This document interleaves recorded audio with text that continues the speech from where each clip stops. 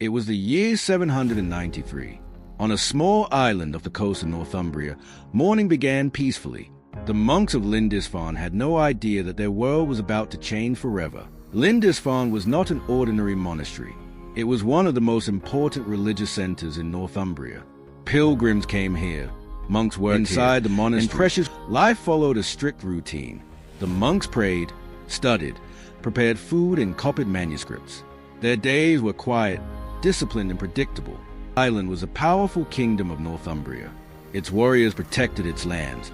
Its kings fought for power, and its people lived under the constant threat of political conflict. Northumbria had enemies, but the danger everyone understood was on land. No one was prepared for warriors who could suddenly appear from the sea. Far to the north, another world was preparing for a dangerous journey. Scandinavian seafarers were building ships designed to survive the open sea. Their ships were fast and shallow. They could cross the sea, enter rivers, and land close to shore. For the people of England, this would make them terrifyingly difficult to stop. The voyage was dangerous. The North Sea could destroy a ship without warning. But the men aboard the longships continued south and west toward the shores of Northumbria. Then, through the mist, the coastline appeared. England was ahead, and somewhere along that coast stood Lindisfarne. On Lindisfarne, life continued as normal. Then someone looked toward the sea. Ships were approaching, and they were not coming to trade. Lindisfarne was sacred, but it was not a fortress. There were no great walls to stop an invading army. The monks had never expected war to arrive from the sea. Inside the monastery were objects of enormous value: precious metals, religious treasures, beautiful manuscripts. To the monks, they were sacred. To raiders, they were wealth. Some of Lindisfarne's greatest treasures were not made of gold. They were books, manuscript created by skilled hands, preserved through years of work. That morning, the monks followed the same routine they had followed countless times before. Prayer, work, meals, study. Nothing seemed unusual. Then came the first warning. A monk near the coast noticed unfamiliar ships. Their sails were different. Their approach was deliberate. The warning spread quickly. Monks stopped what they were doing. Some ran toward the shoreline. Others hurried back toward the monastery. The longships came closer. Their hulls entered the shallow water. Warriors stepped over the sides. Shields appeared. Weapons were drawn.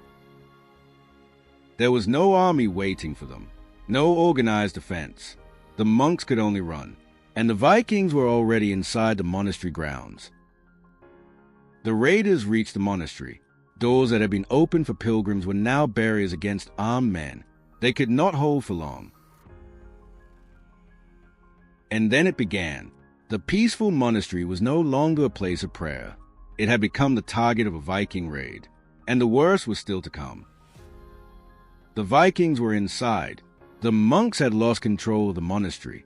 Armed strangers now moved through rooms that had been devoted to prayer for generations. Some monks ran toward the shoreline. Others searched for places to hide. But Lindisfarne was an island. There was nowhere to go. The raiders searched the monastery. They found silver, precious objects, and religious treasures. What the monks considered sacred had become loot. Among the treasures were manuscripts created by generations of monks. Pages that had taken years to produce could be carried away in moments.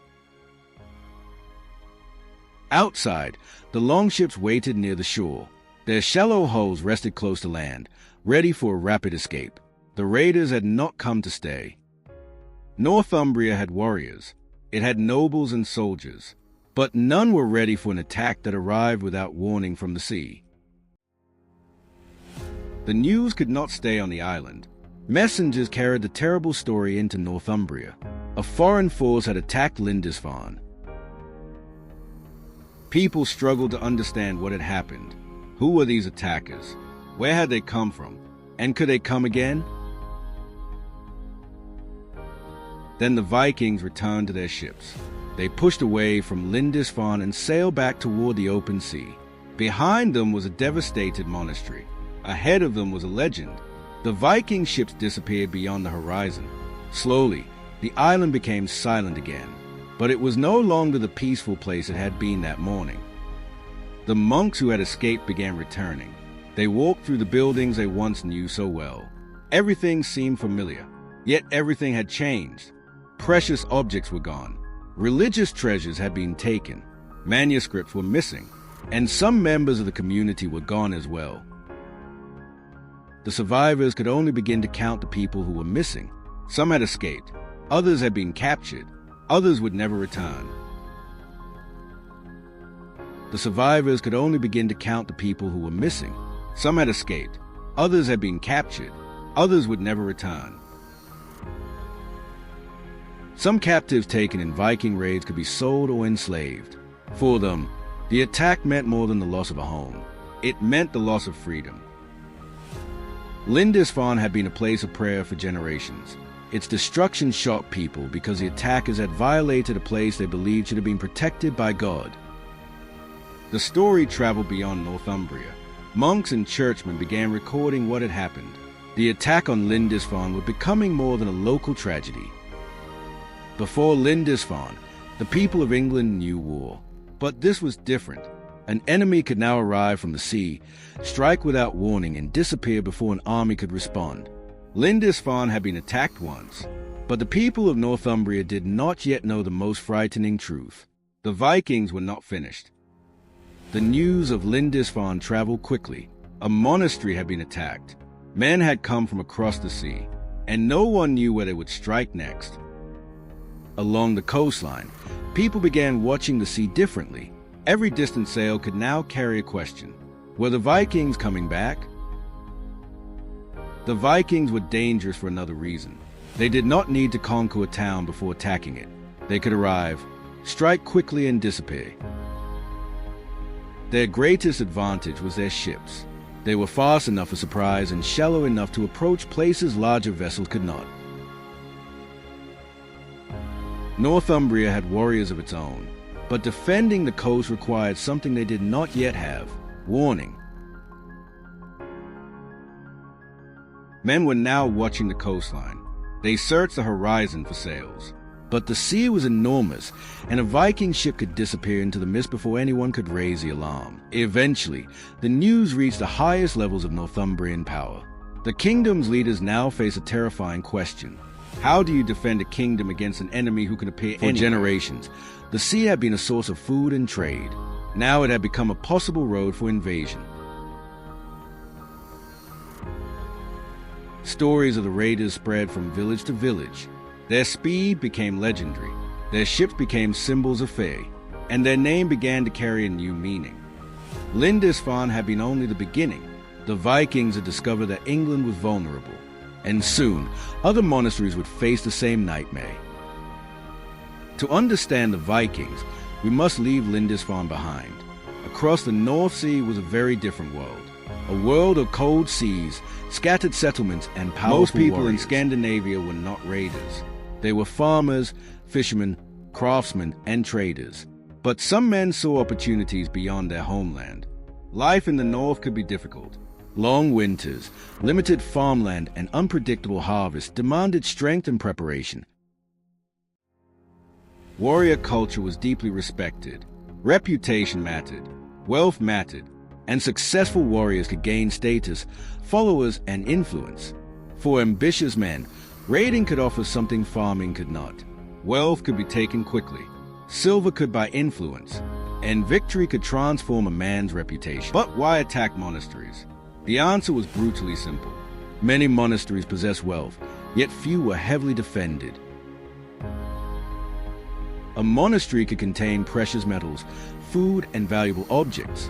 It was often isolated, and its inhabitants were not trained to fight. The same ships that carried warriors could also carry traders. Viking society was not built only on violence. Trade, exploration, and raiding were all connected. The men who sailed toward England were taking a tremendous risk. The sea could kill them before they ever reached their destination. But the possibility of wealth made the danger worth facing. Lindisfarne had proven that the journey could be worth the risk. The Vikings had found wealth across the sea, and once they knew what waited in England, there was little reason to stop. Lindisfarne was over. The Vikings had sailed away. But the people of Northumbria could not forget what had happened, and the sea remained open. Along the coast, people began watching the horizon. A single sail could now bring free. Everyone knew the raiders could return. Then one day, another sail appeared. The watchers stared toward the sea. This time, they knew exactly what it might mean. The warning was raised. Messengers ran inland, but a Viking ship could cover the distance faster than most armies could respond. The longship reached the shore. Warriors jumped into the shallow water. They moved quickly, knowing that every moment mattered. This was not a traditional battle. The Vikings were not looking for a field where two armies could meet. They wanted surprise. Once they had taken what they wanted, the raiders returned to the shore. Their greatest weapon was speed. The defenders finally arrived, but the Vikings were already leaving. The enemy had vanished back into the sea. Northumbria was beginning to understand the problem. The Vikings did not need to defeat an army. They only needed to find a vulnerable target. Lindisfarne had been a warning. The later raids were becoming a pattern, but no one yet understood how large the Viking threat would become. The word Viking can create the image of a warrior, but most people in Scandinavia were farmers, fishermen, traders, and craftsmen. Only some chose a dangerous life. For a warrior, reputation was everything. Courage could bring wealth, victory could bring followers, and failure could destroy a man's standing. The Viking warrior carried weapons designed for practical use. The axe was one of the most recognizable. Simple, powerful, and deadly in skilled hands. Swords were more expensive. A good sword could represent wealth, status, and years of craftsmanship. For elite warriors, it was more than a weapon. Alone, even a strong warrior was vulnerable. Together, warriors became something different. Shields locked together could form a wall of wood and iron. Warriors practiced movement, balance, and weapons handling. A raid demanded more than courage. It demanded discipline. But the warrior was only as effective as his ship. Every man aboard had a role. Someone had to steer. Others rowed. Others watched the sea. Crossing the North Sea tested every sailor. A storm could destroy a ship. Cold water could kill a man in minutes. Yet they kept sailing. Their greatest strength was not one weapon. It was mobility. They could choose when to attack, where to land, and when to disappear. The men who crossed the sea were not invincible. They were simply prepared to take risks that many of their enemies were not. And England was about to learn what that meant. Lindisfarne had been attacked by raiders, but the Viking threat did not remain small. Over the decades that followed, Viking forces began arriving in greater numbers. One ship was frightening. Several ships were dangerous.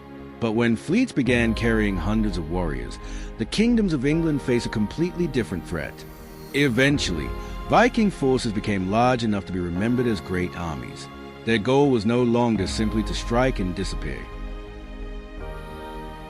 Some Viking armies began staying longer. They could capture territory, demand tribute, and force kingdoms to negotiate. England was not one united kingdom. Different rulers controlled different territories. That division made it difficult to respond to a single enemy moving across the land. Viking forces could move by sea and river. They could transport warriors, horses, and supplies. Their ships became roads into the heart of England. Anglo-Saxon kings began raising armies of their own. Warriors gathered from villages and estates. But bringing an army together took time. Now the conflict was changing. Vikings were no longer simply raiders appearing on distant shores. They were becoming enemies who could challenge kingdoms directly. And somewhere in the memories of the English people was Lindisfarne. The first great warning had never truly disappeared. Now that warning had become reality. What began with raids had become something much larger. The Vikings were no longer knocking at England's door. They were beginning to enter it. By the 9th century, the Viking threat had become something England could no longer ignore. Kingdoms were falling, armies were moving, and one young king would soon face an enemy that seemed impossible to defeat.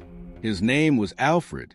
He ruled Wessex at a time when Viking armies were advancing across England. The Viking army moved through England with a strength earlier raiders had never possessed. Towns were threatened. Kings were defeated. Wessex stood in their path. Alfred's warriors met the Vikings in battle. Shield struck shield. Spears crossed. The future of Wessex hung in the balance. Alfred's forces suffered setbacks. The Viking army seemed almost unstoppable, but Alfred refused to abandon Wessex. Alfred was forced into hiding. His kingdom seemed close to collapse, but defeat gave him something the Vikings had not expected: time.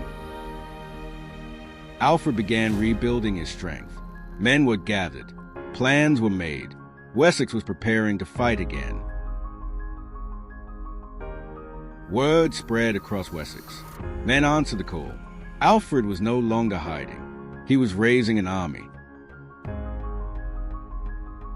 At Edington, Alfred finally met the Viking army again.